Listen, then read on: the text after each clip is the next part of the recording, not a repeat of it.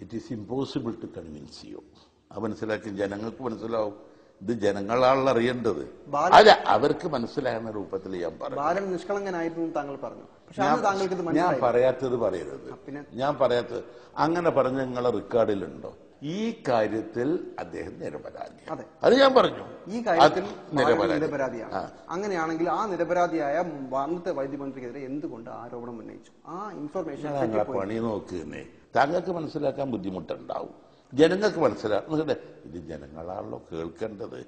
അതിന് ഞാൻ പറഞ്ഞു, ഏത് അന്ന് റിലയബിൾ എന്ന് തോന്നുന്ന ഒരു സോഴ്സ് എന്ന് എനിക്ക് കിട്ടിയ വിവരം വെച്ചാണ് ഞാൻ പറഞ്ഞത്. ഞാൻ പറയുന്നില്ല നിങ്ങളോട്. നിങ്ങളിത് എടുത്തേ. നിങ്ങളിത് കൊടുത്തിട്ടില്ലെങ്കിലും വിരോധമില്ല. എന്താണ് അങ്ങോട്ട് പറയുന്നതിന് മുമ്പ് കാര്യം ഇങ്ങോട്ട് പറയാം.